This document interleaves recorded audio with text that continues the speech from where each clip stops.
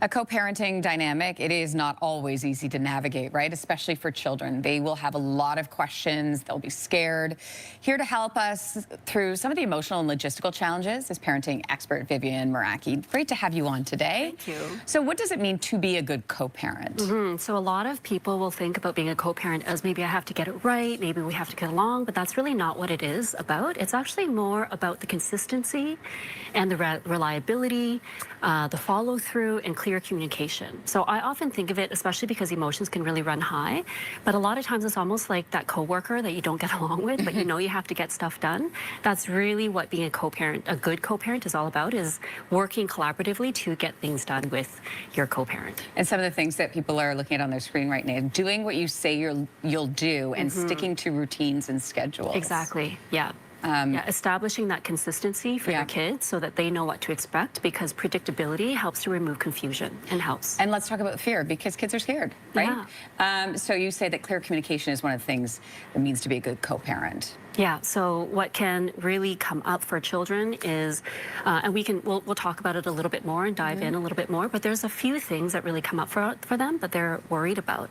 They're worried about who's going to take care of me, what's going to happen, what's going to change. And so a lot of that can be not just one big conversation, but these micro moments when you can reassure them as you go along through the change as a family. So what can you do to help ease those fears? So I would say it's really all about the communication with your children as well. So at the end of the day, divorce is loss and it's grief.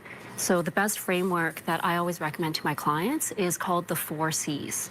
So the 4 C's are cause, you didn't cause this, it's not your fault. Care, who's going to take care of me? We're going to take care of you. Cure, you can't fix it. This is an adult problem and we are going to work it out.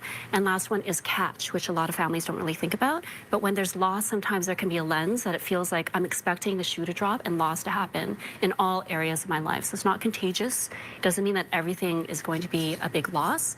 But of course, that one needs to be careful, because divorce can come with some really big changes that are not just the family dynamic, but, you know, families moving, changes schools, things like that. But I think that's really where communicating is the best way, and doing it earlier rather than later. So sometimes parents will pause and wait to communicate with their kids. You know, I've heard of folks where, you know, right up until when someone's moving out, and that's when the conversation happens, because they're worried about the impact on their kids.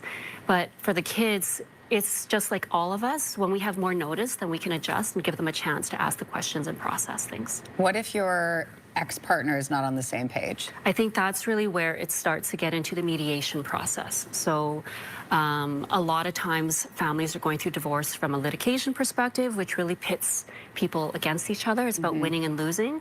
But the problem with winning and losing is that for someone to win, someone has to lose.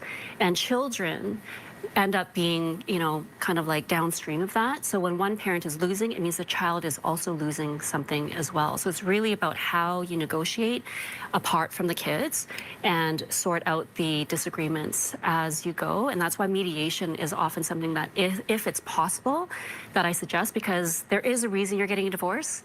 You're not getting along, and there's things that you don't see eye and eye on.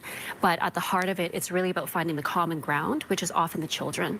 And what do you actually agree on? And then starting from there as a starting point. Yeah. I mean, you work with so many families. What are some of the common conflicts that you see? Yeah, so I'd say that the conflicts really depend on where you are in your divorce process. So earlier on, it tends to be the bigger things like property, division of assets, finances, custody. But then as you go along, it's going to be more logistics and the day-to-day things like holiday schedules, handoff, transition, who has what at whose house, things like that. And the conflicts that come up, if you're able to get to a level of detail in the mediation and agreement up front, then you remove the need for discussion down the road. And the less need for discussion, the less opportunity for conflict. So what strategies do you recommend for couples to use? Yeah, I would say that having a good mediator is a really good one, but also trying to approach things from a perspective of what is the desired outcome. Understand what your baseline is and what you won't compromise on, but understand what you will compromise on. And if both people are approaching it from a perspective